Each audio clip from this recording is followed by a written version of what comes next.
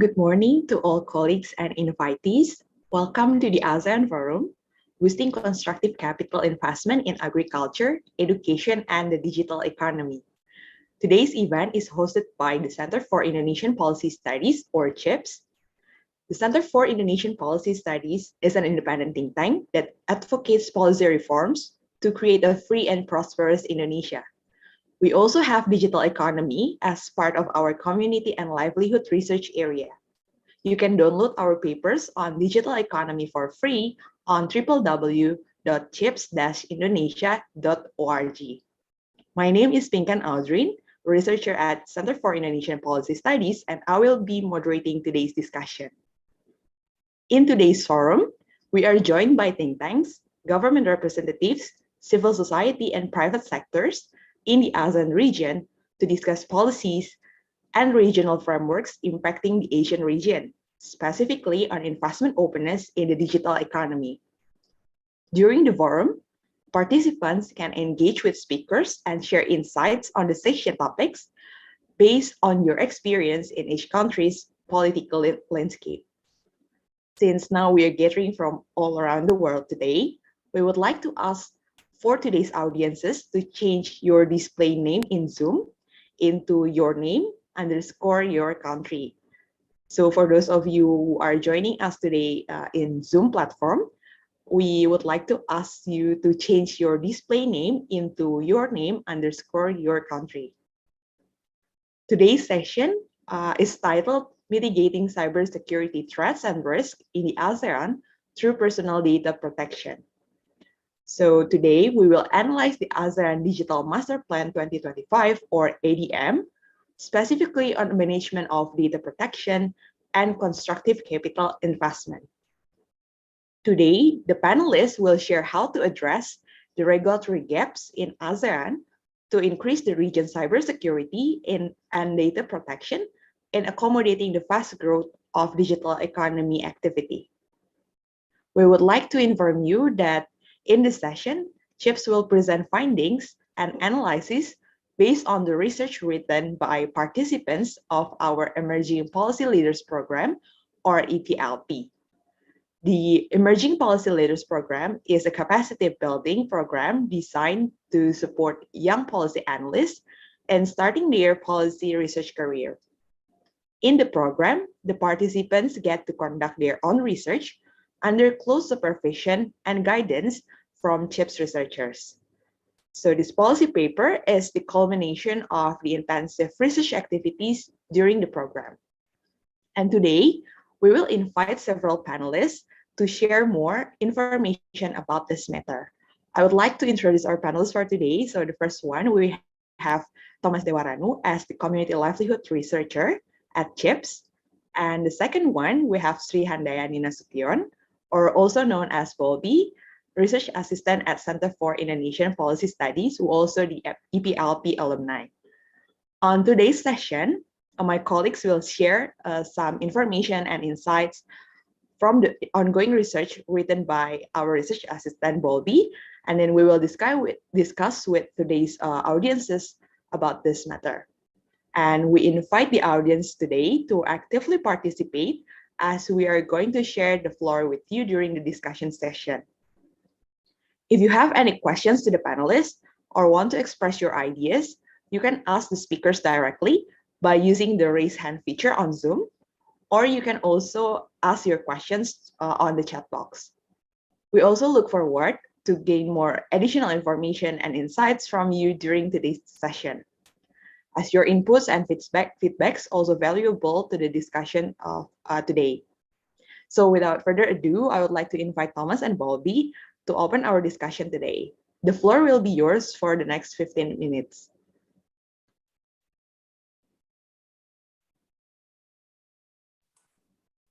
Thank you, Pinkan. Hi, everyone. My name is Thomas. I'm a researcher, community livelihood researcher here at CIPS. I'm very happy to welcome all of you here. As Pinkan have explained, I've just explained that this session, our session today, is part of is us sharing you some preliminary findings from our study on improving data governance and personal data protection through the ASEAN Digital Master Plan 2025.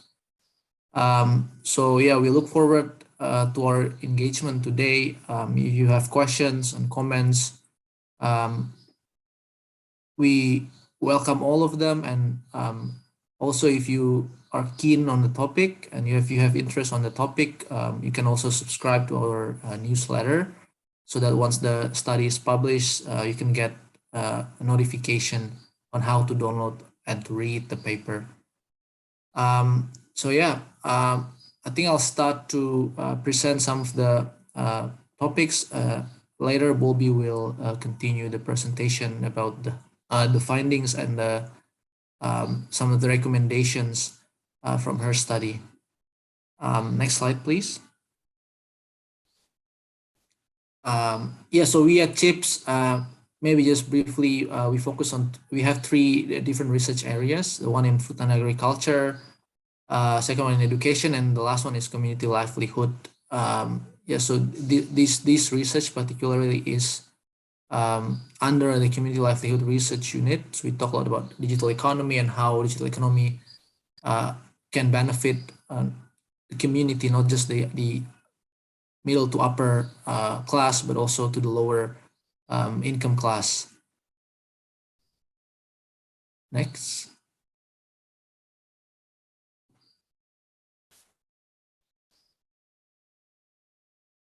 Yep. So you may wonder, why do we need to pay attention to the ASEAN digital economy? There are many reasons for this.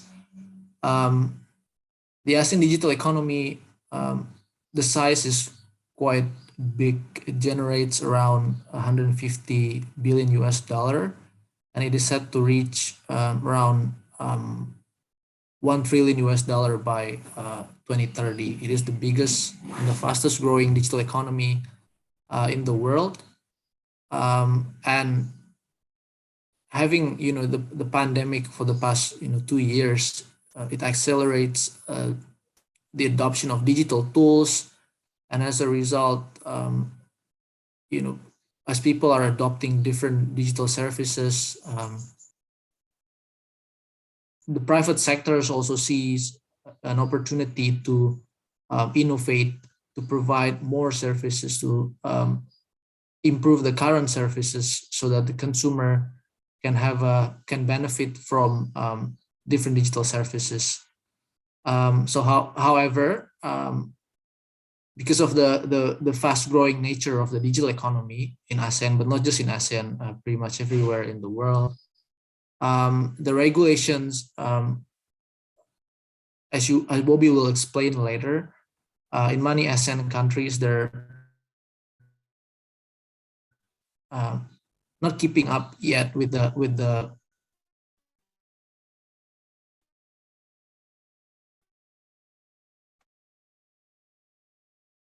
current development of the digital economy. So in many ASEAN countries, especially in the rural areas, consumer trust is still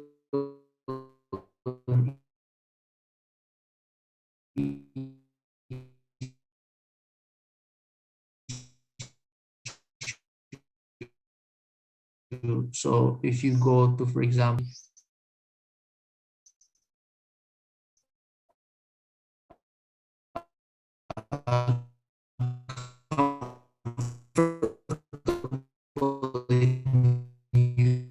using it, for example, service, if it's left, it could result in a low adoption of digital services and hinder the growth of the digital economy in the region. Next slide, please. So the regulatory gaps, it also exposes the ASEAN member states to the risk of corrosive capital investment. Now, Bobby, I think, will explain later what corrosive capital investment means. But just briefly, when we say corrosive capital investment, especially in the study, we refer to investment with vague motives that are often not transparent. could also be politically driven, and often with the aim to influencing the recipient economy to adopt a certain approach that benefits the investor. Bobby, I think, will explain later on this. So next, please.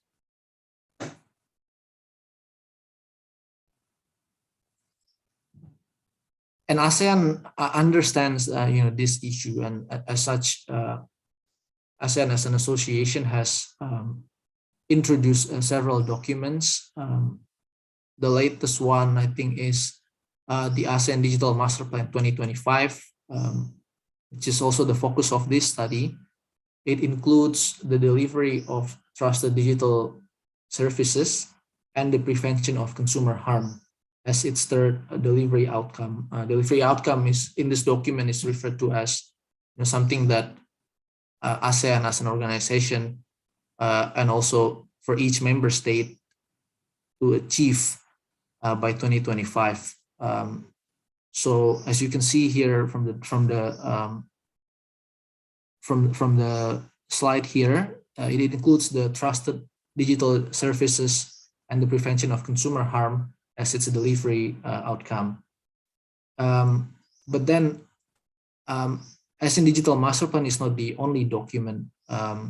Before, ASEAN has also introduced the ASEAN frameworks on personal data protection and the ASEAN frameworks on digital data governance. And if you read the master plan, it often refers to some of these principles in these two documents.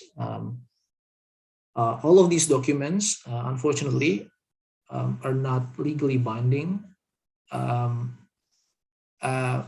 as such, these principles are not yet widely incorporated in ASEAN member states' data regime. Some ASEAN countries do better than others in terms of adopting all of these principles, having more accountability, having more transparency in collecting and processing data, personal data, digital data. Countries like Singapore, Philippines, for example, they have better regulations on that. But other countries such as Indonesia or Vietnam as well, they do have personal data protection regulations, but they're sparsely regulated in different laws and legal products. Next. I think from here I can hand it over to Bobby. Over to you, Bobby. Thank you, Tom. So as mentioned before by Thomas, this paper will focus on how the ASEAN Digital Master Plan attempts to, mitigate the current existing problems on data protections and data governance problems in ASEAN. So what is actually the ASEAN Digital Master Plan or ADM? The ADM is actually, it presents itself as a comprehensive, measurable, and best practices guidance to boost the digital economy in ASEAN in general. So it specifies 8 desired outcomes, which each has its own enabling actions to achieve the visions of growing digital economy by 2025. In this research paper, we will focus on several desired outcomes that will addresses the data protections and data governance issues in ASEAN. So the 2 desired outcomes that will be our focus is, the first one is the delivery of trusted digital services and the preventions of consumer harms, in which we will focus more on the 3.3 enabling actions, which will attempt to identify the improvement in legal and regulatory measures in the regions to improve the personal data protections and data governance in the regions. And then the second one is the 4th desired outcomes, which is the sustainable competitions markets for the supply of digital services. in which these desired outcomes is really closely related to the third one. And the 4.1 enabling actions attempt to identify the opportunities to harmonize the digital regulations in the region. So as have been mentioned before, there is an apparent regulatory gaps between ASEAN member states. Thomas have mentioned several ASEAN member states that have better regulatory policies. So the ASEAN Digital Master Plan attempt to equalize the, the playing field and also the regulations to facilitate a more integrated ASEAN, digital ASEAN, and also to facilitate a lot of data-related activities. For instance, the cross-border data transfer, and also, for instance, the data sharing mechanisms.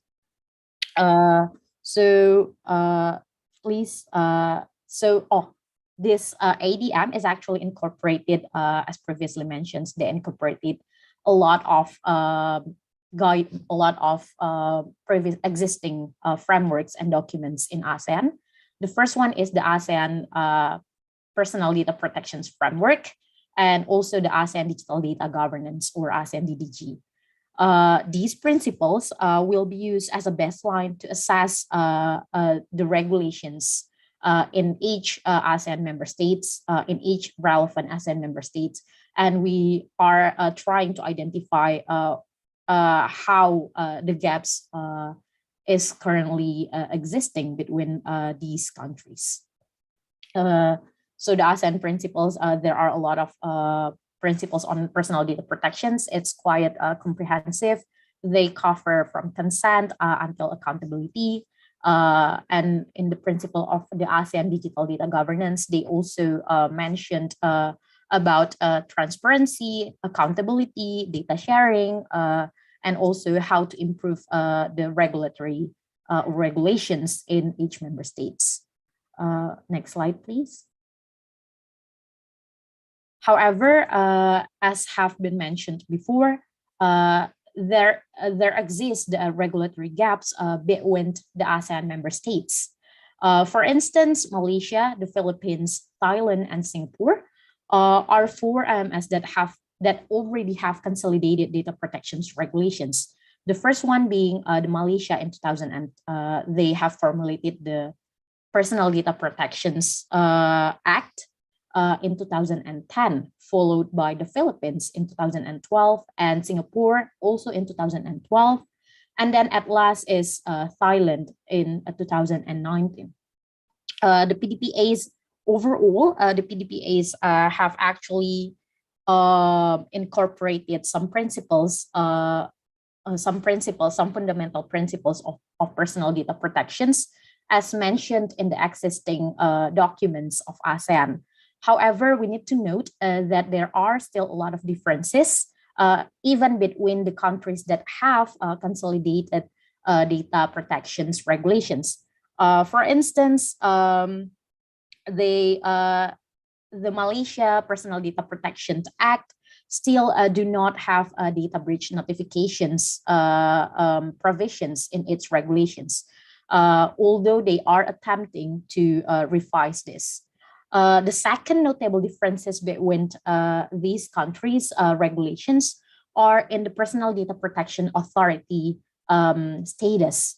In ASEAN, only the Philippines has an independent data protection authority, while Malaysia and Singapore's data protection authority is still under the ministry, each related ministries. It's the Ministry of Communication of Informations. And then, meanwhile, Thailand still does not specify its Personal Data Protection Authority status. Another notable differences is in how these personal data protections regulations covers the sectors. Only the Philippines and Thailand cover both public and private sectors in regulating personal data protections, while Malaysia and Singapore are mainly focused on the private sectors. So even in this consolidated data protection even in the states who have consolidated data protections, further harmonizations measures still should be in place if ASEAN member states or ASEAN in general wish to smoothly transfer the data across border in the future, or more integrated digital sector. And then the second tier of the countries is the states that still do not have consolidated data protections regulations. In this aspect, unfortunately, we, Indonesia, and also Vietnam, are among the ASEAN member states that do not possess consolidated data protections. In Vietnam, it's scattered. It's the regulations on this matter is scattered in 12 regulations and guiding documents. Meanwhile, in Indonesia, it is scattered in around 32 regulations that cover a lot of sectors. Of course, because we still do not have this comprehensive regulations, these two countries also possess some crucial data-related practices. For instance, they have unclear data categorizations. They also have restrictive cross-border data sharing provisions, and they also prefer to have data localizations obligations in an attempt to protect their personal data. So both countries, in short, still fall short of the ASEAN personal data protections frameworks principles, and also the ASEAN digital data governance principles in general. Next slide, please.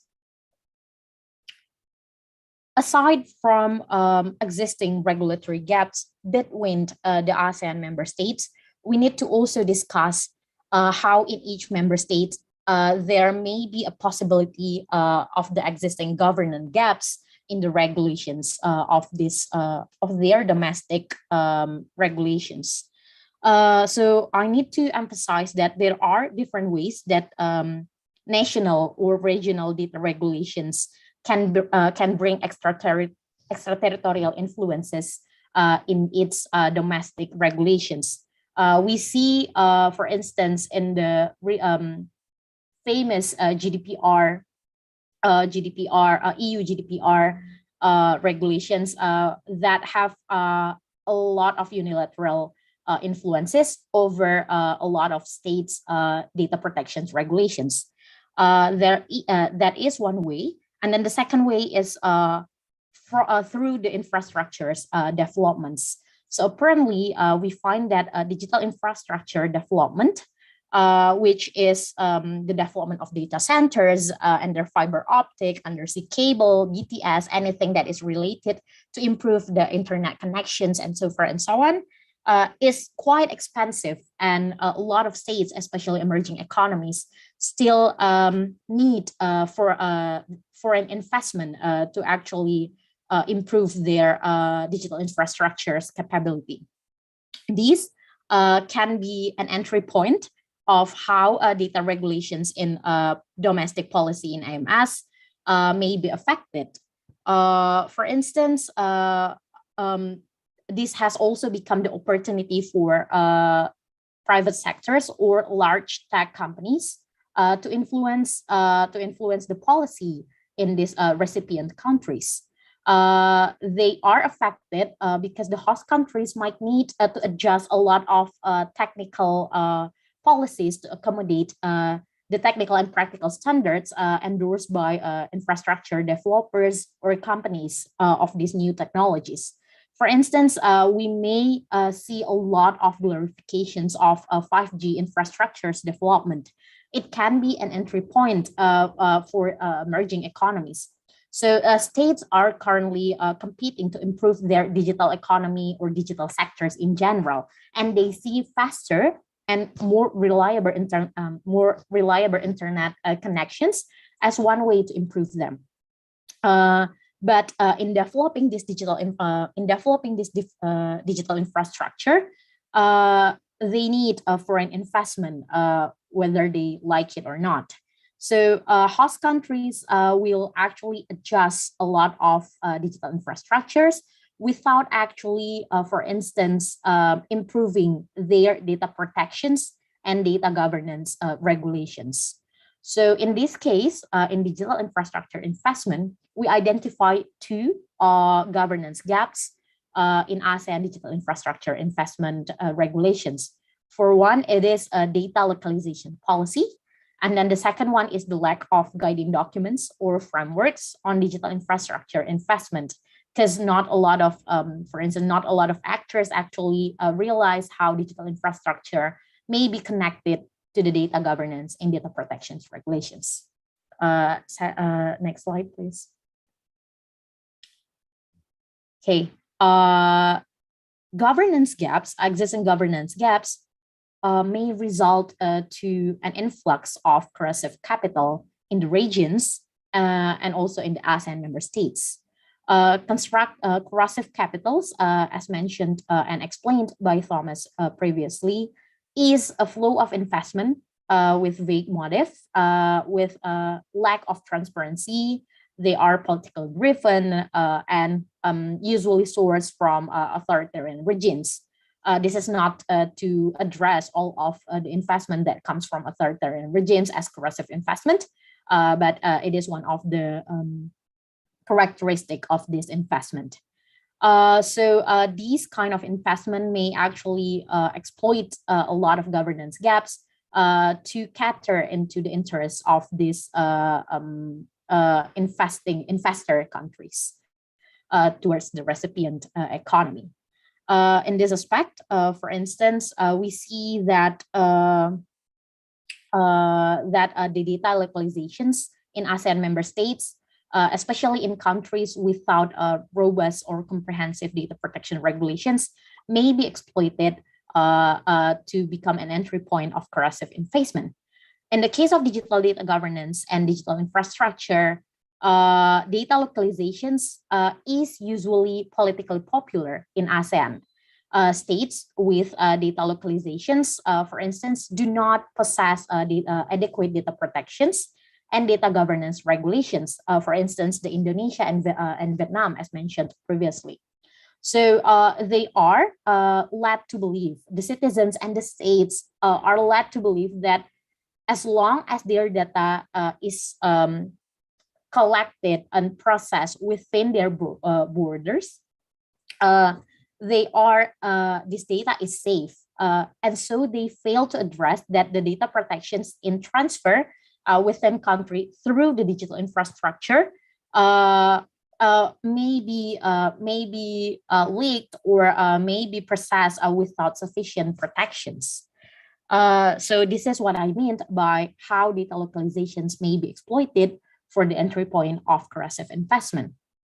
And the second identified governance gaps is the lack of guiding documents or frameworks for digital infrastructure investment specifically.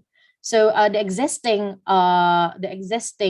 mechanisms, the existing document also in the ASEAN Digital Master Plan that talk about that addresses the problem of digital infrastructure, mainly focus on how to bring the digital infrastructure investment in each ASEAN member states. They do not specifically address the mechanism to differentiate between constructive and corrosive investment. What kind of, or maybe if the term is not corrosive or constructive, they do not differentiate, for instance, what kind of investment that may affect your data protection regulations regime, and so far and so on. So there is this gaps that should be addressed by the ASEAN and also the ASEAN member states. Next slide, please. So the data localization policy in a lot of ASEAN member states, especially in Indonesia and Vietnam, is often accompanied by inadequate data protections and data governance policy. While appealing for the premises of digital sovereignty, data localization is usually associated with digital or cyber sovereignty from interventions. However, these data localizations precisely may become the entry point of foreign interventions in the form that is not probably expected by a lot of ASEAN member states. So the ASEAN member states who wish to develop its digital infrastructure may need to prepare their regulations in order, especially on protecting their data, personal data protection of its citizen and data governance of its citizen to benefit from these foreign investment. Next slide, please. We see that these aforementioned problem in governance gaps need to be addressed by, for instance, dialogues and knowledge sharing between private and public organizations in ASEAN member states on this matter are encouraged. So we recommend two things on this matter. The first one is the ASEAN member states or ASEAN Secretariat to engage in awareness raising initiatives on this issue. For instance, they need to include the issue of digital infrastructure investment and its associated effects on data protections and data governance regulations in the agenda of major ASEAN sectoral bodies and or meetings. And then the second one is we encourage the Secretariat to formulate regulatory frameworks or additional guiding documents on digital or non-digital infrastructure investment that will include the differentiation between which investment may badly affect your data regulations in each domestic national legislations, for instance.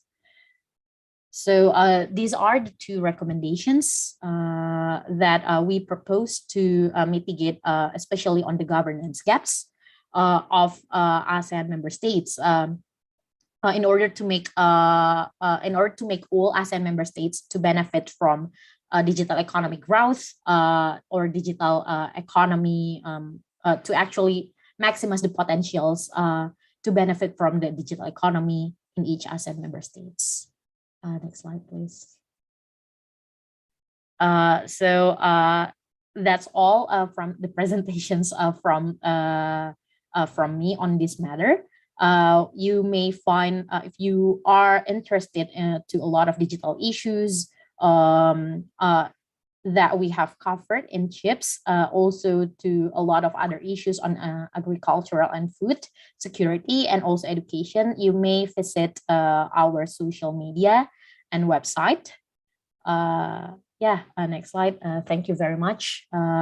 Your input and questions are really appreciated in this matter. Yeah, thank you so much, Thomas and Bobby, for the presentation. And as we are now going to share the floor with other audiences joining us today for the discussion. So if you do have any questions, please feel free to use the raise hands features to ask your questions, or you can also use the chat box. So for today's topics, you can ask directly. So once we see there's anyone here who would like to ask questions, I will allow you to open your video and then ask directly to the panelists. So before that, maybe I will be waiting for several few minutes from the participants to warm up the discussion today. I also have some questions to our speakers. So the first one, I will addressing this question to Thomas. So you also mentioned earlier that ASEAN Digital Master Plan 2025 has become a guidance for the ASEAN member states in fostering digitalization across all sectors in the region. And we see the growing potential from years to years. And then with the growing internet penetration and technology adoption pushed by the current COVID-19 pandemic, how do you see the progress of the implementation so far in the region?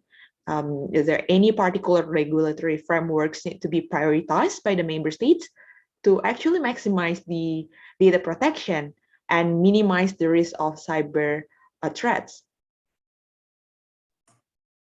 Yeah, thank you very much, Pinkan, for the questions. I mean, yes, you're absolutely correct. Digital transformation in Southeast Asia, and I believe also pretty much everywhere in the world, is happening. And really, what COVID-19 does is that it accelerates the process, right? So these past 2 years, with COVID happening, and then there are lots of restrictions on social mobility, physical interaction, and so on. It pushes consumers to really to adopt digital tools to support their daily activities. If before they can choose not to adopt digital services, now they don't really have that much choice, because otherwise they'll be having difficulties living their daily life. And on this matter, I think Google has recently published a report on this, particularly on Southeast Asia. And it mentions that in 2021, we have in Southeast Asia, we have around 40 million new internet users. So that I think the internet penetration rate now in Southeast Asia is around 70, 75, 76%. So that's quite high.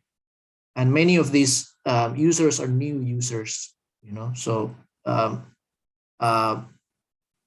learning from the past experience as well, from the 2020 new users in 2020, the data also shows that 9 out of 10 new users from 2020, they remain to use the service that they use in 2020 in 2021. So we can see that there is a potential for these new users to use digital services in the long term, not just in the pandemic, and to support, the users as well as the platforms and the industry. What we really need to do is to you asked earlier about particular regulatory frameworks that needs to be prioritized. And to answer this, I'd say in my opinion, it's the personal data protection regulations, because I believe we all know here that data is the lifeblood of digital economy, and having users, having consumer using digital services, they to some extent surrender their data to the platform or the service that they're using. So that's why the personal data protection regulations are important to accompany this growing digital consumers, so that not only that we encourage them to use digital services, but also we ensure that we protect them properly. Yeah, thank you so much, Thomas, for your answer. I think it's also shed a light on the current situation across the Southeast Asia region. And I see there are also some people are joining us today. So we are currently in the discussion session. So if you are recently joining us, you can also ask question directly to our panelists by using the feature of raise hands, and also or ask your question directly in the chat box. So I will pass my second questions actually to Bobby. So in the presentation, you mentioned 3 areas of governance gaps that is still need to be minimized. So the first one, if I'm not mistaken, is about the digital infrastructure. And then the second one is about data protection. And the last one about the data governance.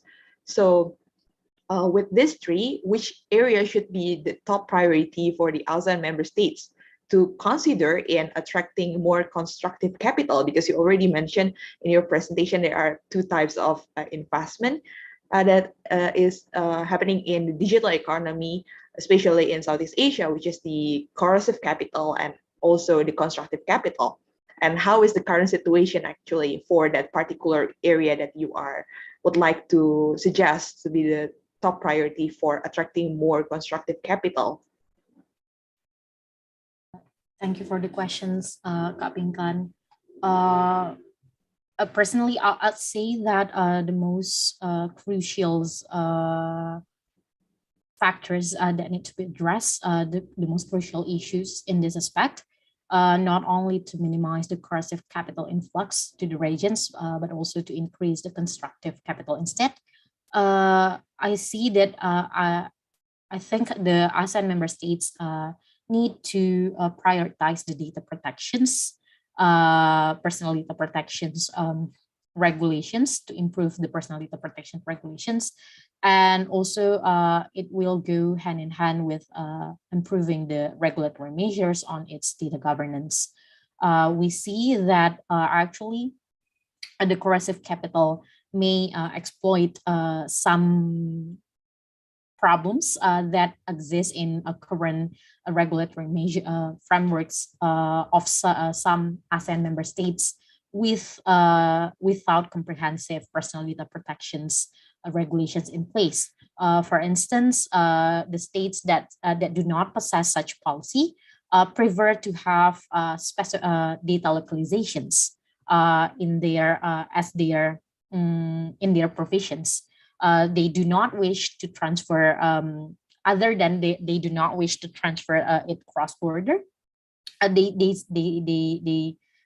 in Indonesia, for instance, they are reluctant to have cross-border data transfer mechanisms because they see that they don't have adequate personal data protection regulations. So it becomes like a circle of a circle that they do not have personal data protections, so they do not want to have cross-border, so they localize the data to protect, but also by localizing the data, they are exposed to the risks of corrosive investment that may harm the personal data protection, the personal data of its citizens, and therefore it becomes a never-ending cycle.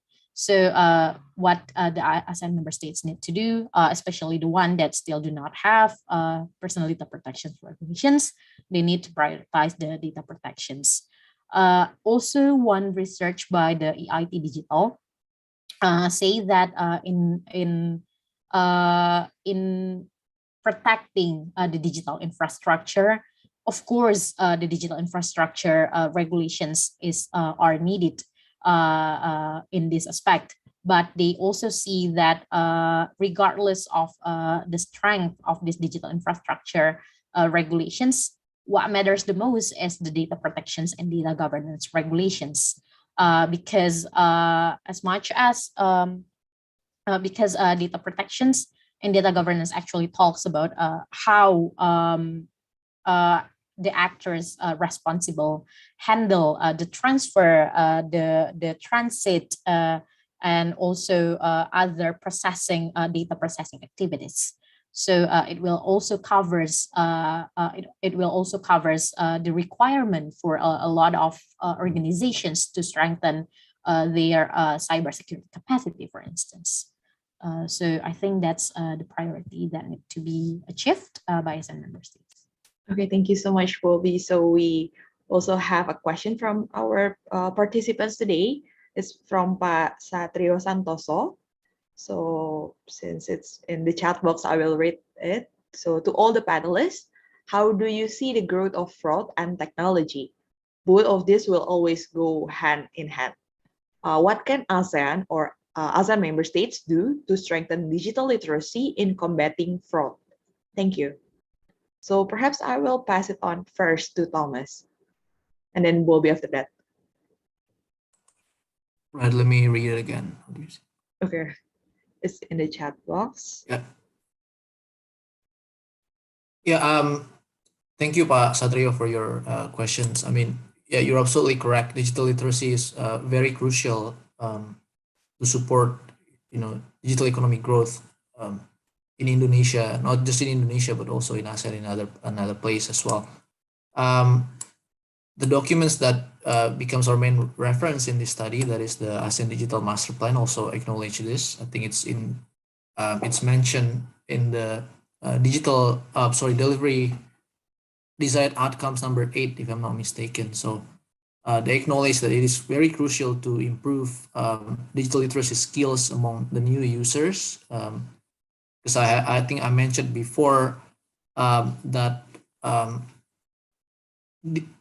ASEAN has a lot of new internet users, and I've seen other authors using the word undeserved population when referring to internet users that don't have the proper digital literacy skills to navigate in the internet, and that becomes concern because digitally illiterate users are prone to scam, cyber attacks as well, and other threats in the internet, right? Because if you in the ASEAN Digital Master Plan, they acknowledge some of the real main problems that can be a barrier to the digital economic growth in the region. So they list down all of the problems, and number one is actually the lack of digital literacy among the end users. So if I ask you, for example, what do you think is the main barriers to digital economic growth in the region? Many people will perhaps say that, oh, it's the lack of infrastructure, for example, but it's not. Lack of infrastructure is number two. Number one is the lack of digital literacy among end users. So I agree with Pa Satrio. The digital literacy is important now. To strengthen digital literacy, I can only speak from an Indonesian experience. Here in Indonesia, we have lots of digital literacy programs. Different ministries, different government agencies are running it, but they're working in silos. So I know JK has a very comprehensive modules on this, and so does the Ministry of Communication and Informatics. But as I said, they work in silos, and the same with the local governments. So what we need to do to improve these efforts is, I think, in my opinion, is to coordinate the efforts, the digital literacy efforts from government agencies, and not just government agencies, but also from initiatives that comes from the non-government stakeholders as well. Thank you, Pak. So maybe Wilby, do you have something to add? Yeah, thank you, Kak Pinkan. I think other than coordinating between the ministries and related government bodies, they also need to address that each digital literacy skills is influenced or affected by the geographical situations of the citizens, also from the age. So there are a lot of factors that contribute to this. So they need to design, I guess, a digital literacy skills models that can cover all of these differences in digital literacy skills level of each individuals. For instance, the materials that can be given to the youth will be vastly different from the materials that is given to the older generations. The material that is given from the people on the rural area will be really different. Not necessarily really different, but they need to address that there are some obstacles, structural obstacles that can hamper people or individuals to acquire these necessary skills. But also another personal take on digital literacy skills that I see, especially in Indonesia. While I understand how important and crucial digital literacy skills, this issue is often being used by the government to shift the burden of data protections, of mitigating cyber crimes or cyber threats to the individuals, instead of making a safer, a more trustworthy digital services, or making a more secure data collection and data processing. So what the government need to do is that, of course, they need to improve the digital literacy skills programs. We have seen a lot of programs in this, but they do not. They need they need to stop treating it as the main panacea to cure all digital related problems on this matter. Okay, thank you so much, Thomas and Bobby, for your answers to Pa Santos' question. So you already touched upon the digital literacy as well by answering this question. And I saw from the chat box, there's also one question that slightly related to data literacy as well. So perhaps I will give this to Thomas first to answer. So for it's coming from Sahas Mentari.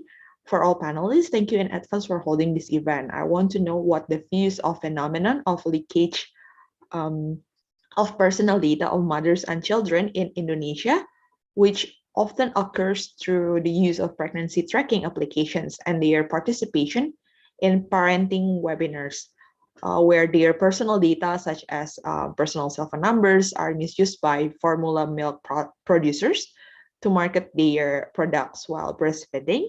Education is still minimal, and regulations that protect the personal digital data of mothers and children are difficult to find. So it's more like on the consent from the data, from the user's data. Perhaps I will give it to Thomas to answer.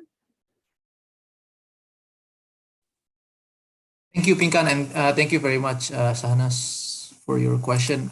Yeah, it's absolutely true and unfortunate as well, not just to mothers, but to different kinds of digital consumers in Indonesia. It happens very often.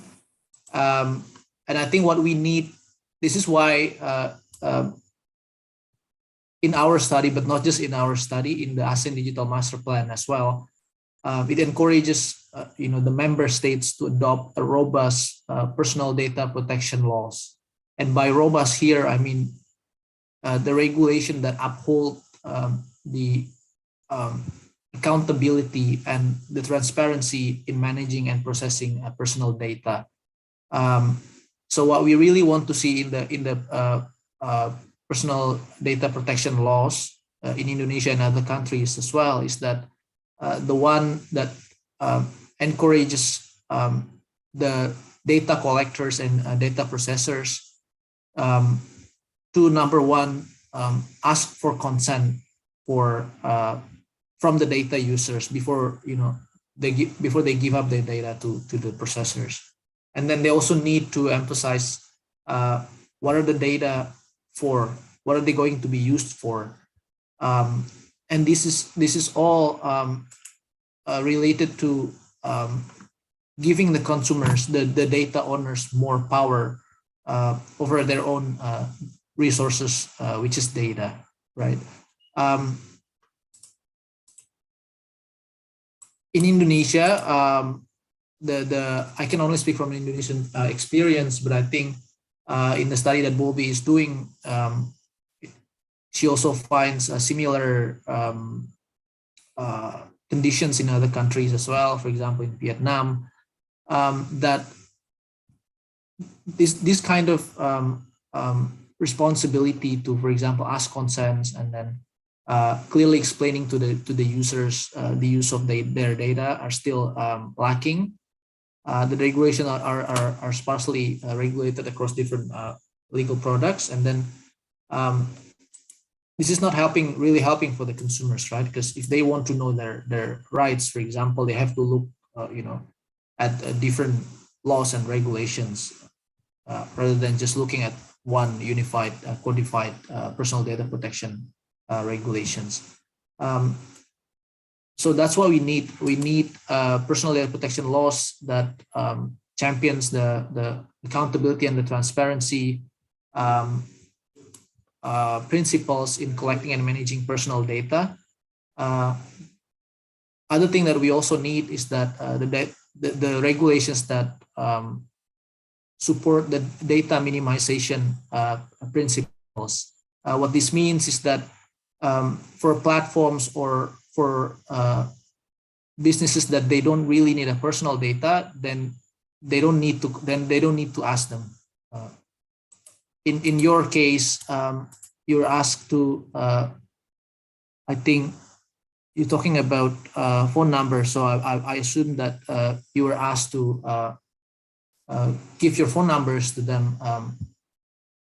What we need to do as a consumer is that when we are asked to give a personal data to another person, then we need to ask, what are you going to use this data for example. All of you here, I think when you register for this seminar, none of you were asked for your phone numbers, right? Because we don't really need that. We need your emails to confirm your attendance, that kind of stuff, but that's it.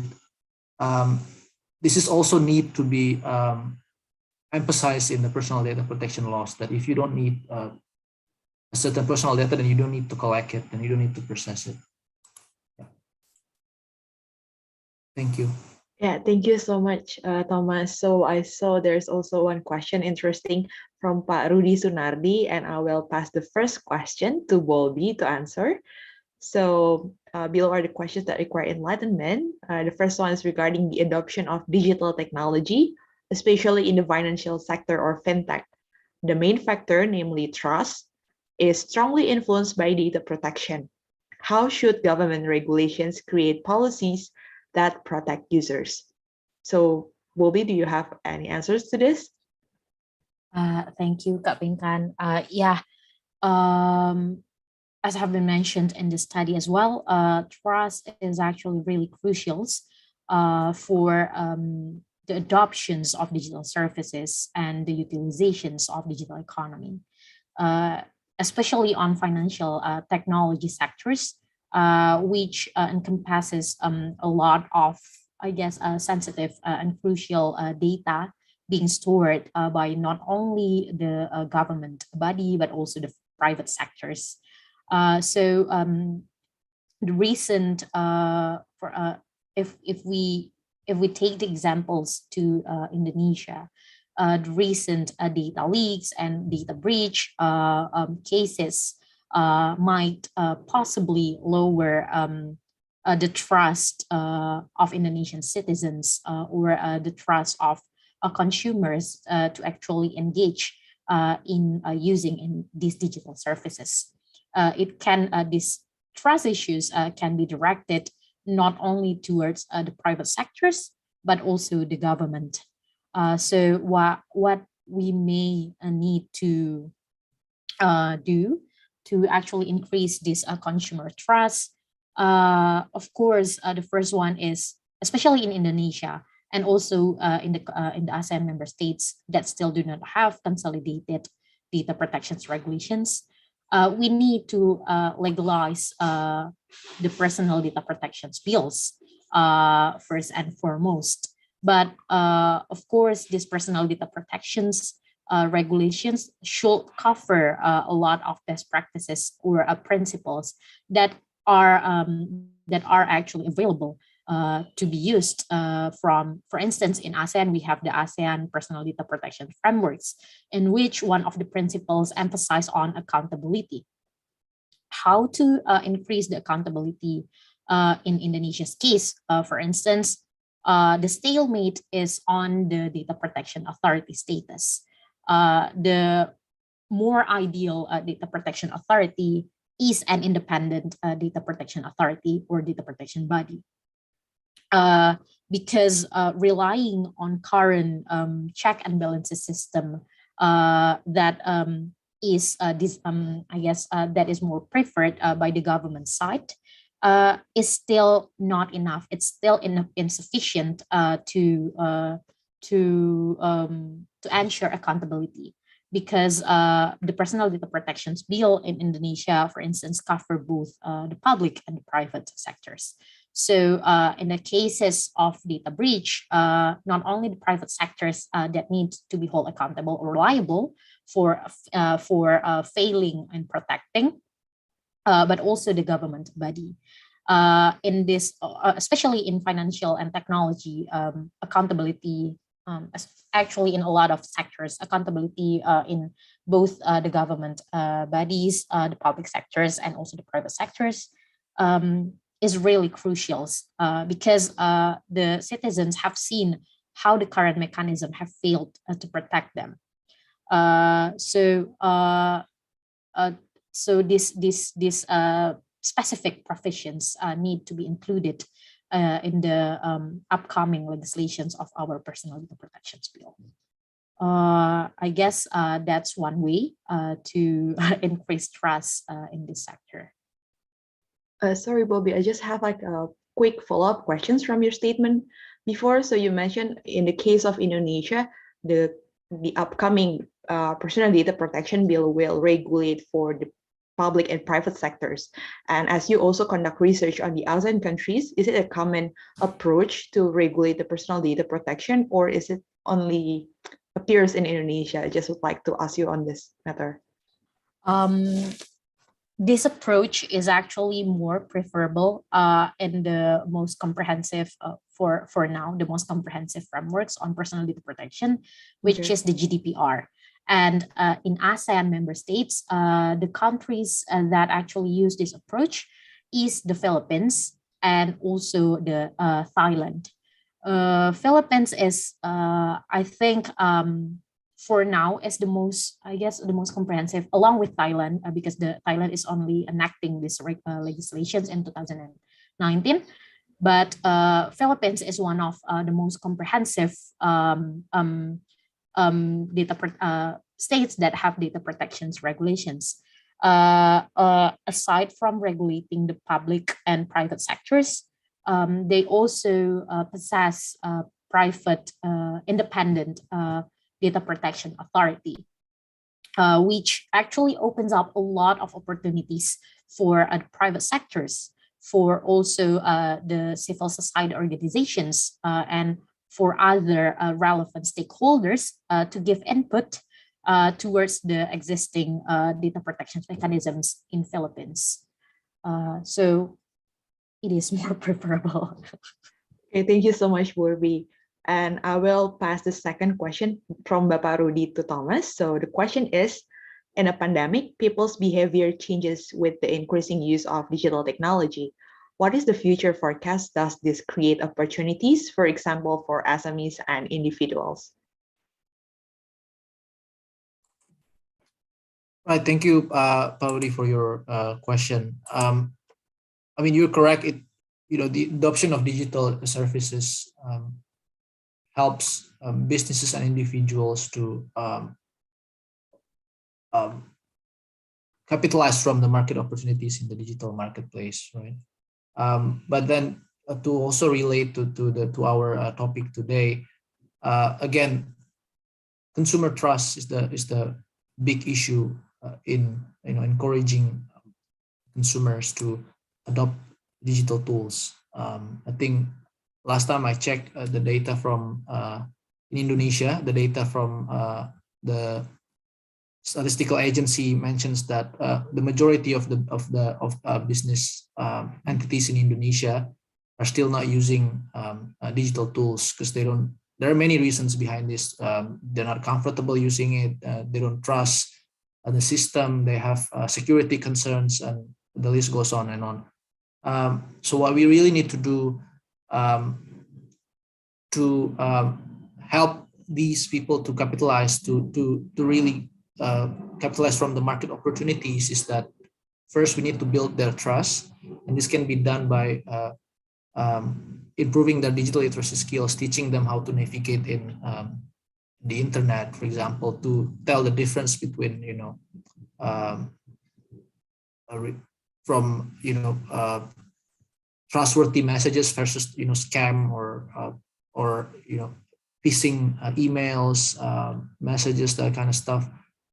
Once they're comfortable with all of these stuffs, once they can tell the difference and to safeguard their own data and their own assets in the digital world, then it is expected for them to increase the use of the digital services, and it also encourages them to adopt other services.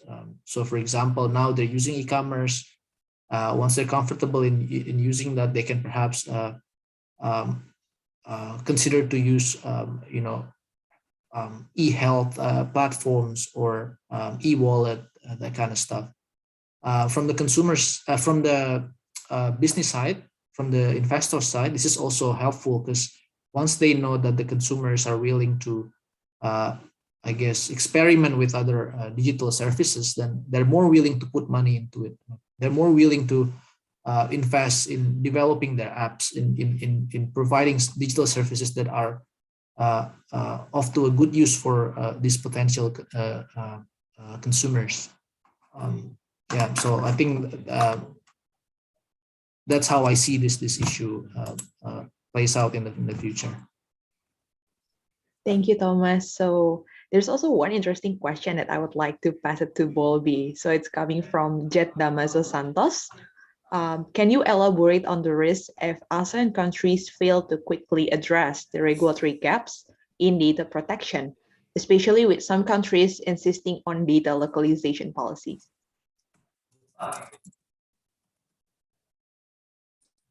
I think my connection is breaking up. Can you I can hear you. Repeat the question? Oh, okay, okay. Sure.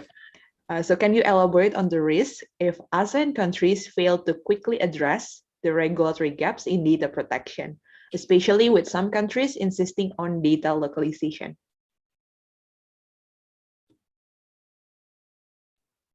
Thank you for the questions. Okay. So the risks that ASEAN countries that fail to actually address the governance gaps in this aspect that I have previously mentioned before is the data localizations, is that they might fail to acknowledge the existing danger that might threaten their data across maybe across border and so forth and so on, because countries, especially the one who have strict data localization policies, may think that their data is safe as long as it is stored in their borders. But this is not the case with digital infrastructure. Especially if we think of internet, we might, for instance, forget that there is this really physical side of the internet. For instance, our data, even if we use Wi-Fi, our data is being transferred globally, not without any medium. It can be through the undersea cable and other things. So our data is being transmitted in these physical aspect of internet. And without protections, these data might not be, for instance, not be encrypted at all. They might not have any sufficient security in its transit, where the data is being stored and then in its transfer. So these gaps between the circulations of data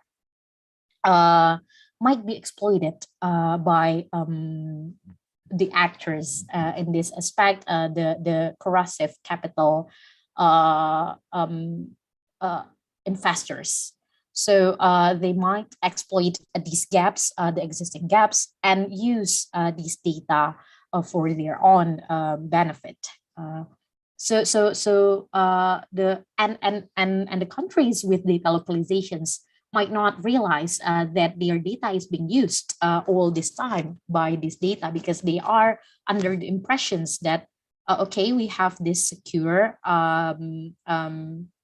domestic digital infrastructure. No one is actually going to hamper or infiltrate with our data. But in the case of digital data, it is vastly different with our understanding, conventional understanding of data storage. So that's the risk if they are failing to quickly address the regulatory gaps. Okay, thank you so much, Bobby, for answering the question. So now I also have two questions from Pak Ruben Sumigar. The first one is, what is your point of view on the existence of data localization policy in numerous ASEAN countries, both de jure, example given forced local data storage, as in Indonesia and Vietnam, and de facto, example given restrictions on data transfers, as in Singapore and Malaysia, as a digital trade barrier. So perhaps I would like to ask this to Thomas.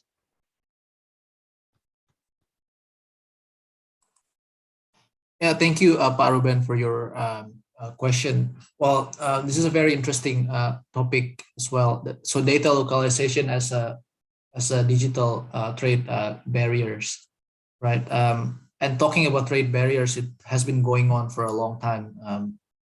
Not just now, but like in the past, we have witnessed that, you know, developing countries, for example, with abundant raw natural resources, they tend to grow interest to, for example, have a sovereignty over their own resources. So they apply, you know, different policies, inward-looking policies, domestic market obligations, and then export restriction, that kind of stuff. And this happens as well in the digital economy boom now, especially regarding data as the lifeblood resource of the digital economy. Data localization is usually, I think Bobby also discusses this in her research.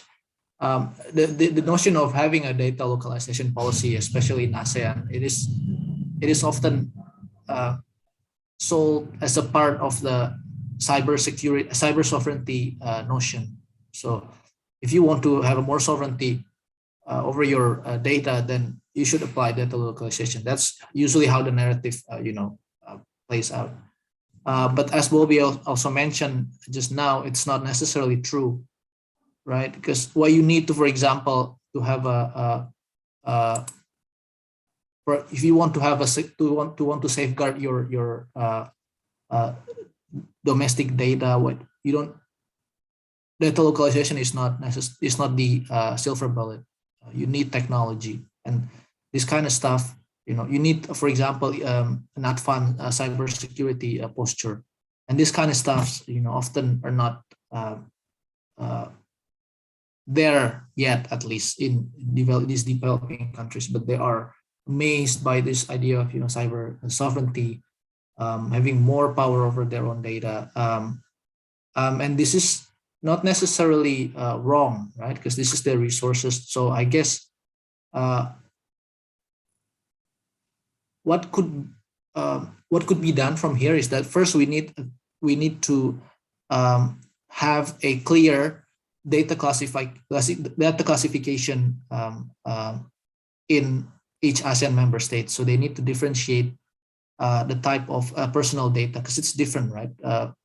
Our name is, you know, it's personal data, but then we also have, for example, our social security number or identification number, that kind of stuff.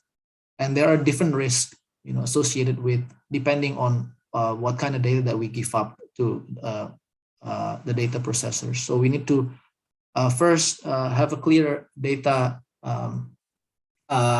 classification, and then we can then maybe see if for the data that has higher risk, you know, of being higher risk of bringing more damage if it is being misused, then we can apply, for example, stricter requirements or something like that. But what happens now in many countries, I think it also applies to ASEAN countries, is that they don't have the classification guideline or framework, but they just apply data localization. So all kinds of personal data needs to stay within our borders, right? And that's not very productive. I believe I'm just looking at some study here from the Center for International Political Economy, and it calculates the impact of data restriction to GDP and domestic investment. And for Indonesia case, the impact it brings to the GDP growth is minus 0.5%. In terms of domestic investments, it is predicted to bring a negative 2.3% to domestic investment in Indonesia. So, and this is simply because the platforms, they cannot have those data processed where it is most cost efficient because of the data localization policy. So yeah, it brings negative impacts, and my personal opinion is that countries need to be very careful when considering to applying this kind of inward-looking policies. Thank you. Okay, thank you so much for, I think it's for the last questions for today. It's still from Pak Ruben. The question number 2 I will ask to Wolby. So how ASEAN overcomes the growing of data localization regionally, noting to the non-intervention principle and the notion of ASEAN way as shields for ASEAN member states not to revoking their domestic policies on data localization.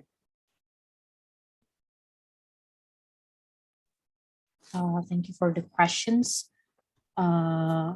So there are a lot of attempts that have been made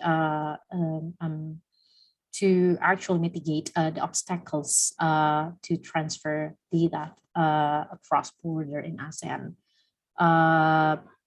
One of the example is that so in these ASEAN is actually trying to integrate to be more integrated, especially on the digital economy. Along with the ASEAN Digital Master Plan, one of the attempt that is being made by a lot of ASEAN member states is that they also release the MCC or mutual contractual clauses on data transfers for anybody, organizations that wish to transfer data. This MCC actually has incorporates also a lot of incorporates existing frameworks on personal data protections or digital data governance. But of course, because this MCC, the nature of this MCC is not applicable for all. So this is one way to facilitate the cross-border data transfer mechanisms. As the time of me writing this paper, the ASEAN also has planned to formulate, for instance, the data management framework and also other document that might incentivize the ASEAN member states. But again, these non-interference policies of ASEAN is actually a classic problem that ASEAN encounters in mitigating a lot of issues. But there are certainly steps that is being made in addressing these issues of data localizations. For one, it is the MCC that I have previously mentioned. Also, the data management framework. I still don't have any information whether or not this has been formalized or not, but it will also attempt to address the data related problems in ASEAN. Also, not necessarily on data protections. If I'm not mistaken, they also want to have some sort of understanding or agreement on e-commerce. But it is only focusing on the e-commerce sectors of the ASEAN, but it doesn't cover, for instance, data transfer, other data transfer in other business sectors, because we see that data transfers are not only crucial for these e-commerce sectors, but also with other conventional businesses, because they need to innovate. And in innovating, they need a lot of data. So for now, I guess these are the attempts that is being made by ASEAN.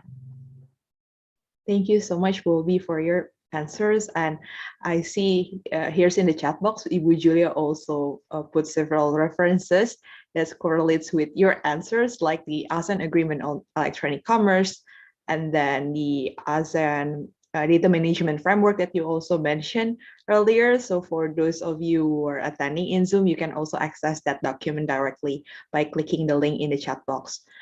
And yeah, I think thank you so much for Ibu Julia and also for other participants that are actively contributing in the discussion by asking your questions. There's so many interesting questions we have today, and also for Bobby and Thomas as our panelists for today's discussion, especially in addressing the regulatory gaps in the Asian's digital economy to mitigate cybersecurity risks and threats in the region. So we hope we can discuss even further regarding this issue in the future discussions. We would like to inform you that the paper written by our research assistant and junior researcher at CIPS will be available within this month on our website. Therefore, make sure you subscribe to our newsletter and follow our social media accounts so you will not miss that. And thank you so much for all of you for attending this session today, and hope all of you are staying safe and healthy. See you on the next CIPS events. Thank you so much. Thank you, everyone. Thank you, Pinkan. Thank you, Kak Pinkan, everyone.